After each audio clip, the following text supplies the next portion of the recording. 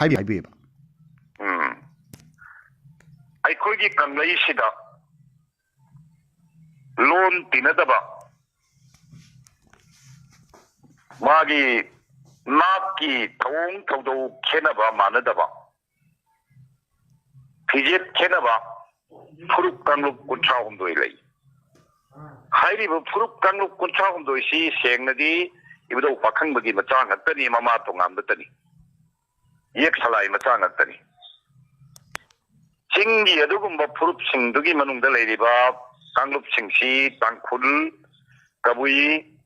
ꯑꯅꯥꯜ ꯃꯔꯤꯡ ꯃꯣꯌꯣꯟ ꯃꯣꯟꯁꯥꯡ ꯂꯝꯀꯥꯝ ꯇꯔꯥꯎ ꯆꯣꯊꯦ ꯊꯪꯒꯥꯜ ꯑꯁꯤꯅꯆꯤꯡꯕ ꯆꯤꯡꯒꯤ ꯐꯨꯔꯨꯞ 32 ꯂꯩꯖꯔꯤ ꯃꯈꯣꯏ ꯌꯦꯛ ꯁꯂꯥꯏꯅꯤ ꯑꯩꯈꯣꯏ ꯃꯤꯇꯩꯗꯒꯤꯁꯨ ꯃꯈꯣꯏꯅ ꯑꯍꯟꯅꯤ ꯍꯥꯏꯅ ꯏꯄꯥ ꯏꯄꯨꯅ ꯌꯥꯅꯔꯝꯃꯤ ꯑꯩꯈꯣꯏ ꯃꯤꯇꯩꯅ ꯑꯇꯣꯝꯕꯅꯤ ꯍꯥꯏꯔꯤ ꯑꯗꯨꯒꯨꯝꯕ ꯑꯩꯈꯣꯏꯒꯤ ꯊꯠꯇ ꯂꯩꯔꯝꯕ ꯑꯍꯜ ꯂꯃꯟꯁꯤꯡ ꯆꯤꯡꯒꯤ ꯏꯄꯥ ꯏꯇꯣꯟ ꯃꯌꯥꯝ ꯏꯃꯥ ꯏꯕꯦꯟꯁꯤꯡꯗꯨꯅ ꯊꯥ ꯃꯁꯤꯡ ꯊꯤꯕꯁꯤ ꯋꯥꯛꯆꯤꯡꯗꯒꯤ ꯂꯣꯏꯅ ꯊꯤꯌꯦ ꯍꯥꯏꯗꯤ ꯀꯕꯨꯏꯅ ꯀꯥꯂꯦꯟꯗꯩ ꯊꯤ ꯂꯝꯀꯥꯝꯅ ꯁꯖꯤꯕꯨꯗ ꯊꯤ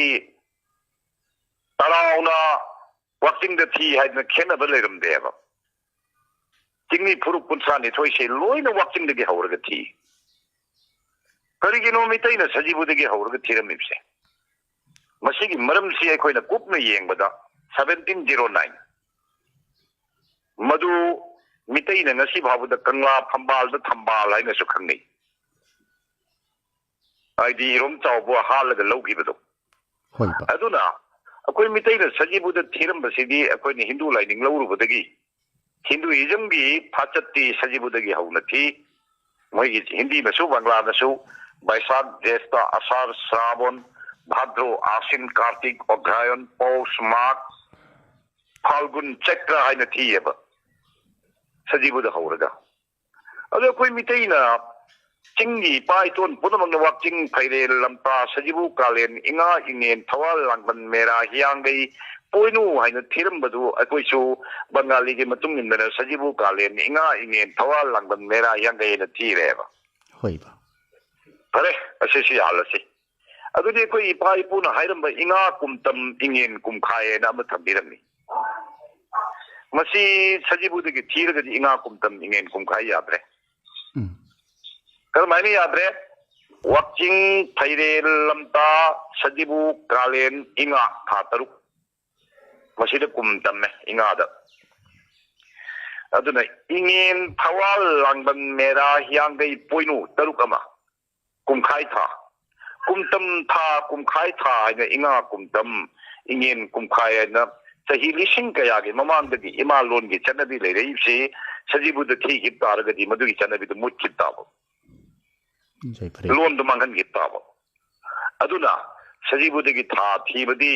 100% लाले सुचुम चुमदे सजीबुद चयाउरिबसी चही हौब नते चैराउबनी लाइथौ तौबनी चही हौबदी वाक्चिंग चैहौबा हाइदना चही हौबसी वाक्चिंग चैहौबा नि पाइ पुना नलिगेदा चलमी चैराउबदी युमलाइदा अकेन पोट कादना लाइथौ तौबा कोनुंगदगी लम्मम सांबा चै पाइरगा तिमु फतबा लाइमु फतबा सरवे ngaरोय पुनमक लैरनु चतुरादना कोनुंगदगी सना कोनुंगी मतौनि मदुसु कोनुंगी अंग मतौसिंगना होय हा हाइना नुमित मंगानि से चै पाइरा पाइरगा लाउरगा चतकनेबा चै पाइरगा लाउरगा चतपबु चैराउबु कवि मंगानि सुबु नुमिता मतम लोइरे सरवे ngaरोय तानगरे हाइदना चै थादोखिबा नुमितुबु चै थाबा नुमित कवि चैराउबा चै थाबा हाइसे दुगै थोलैमि मदु चही मसिंग थीबा नते लाइथौनि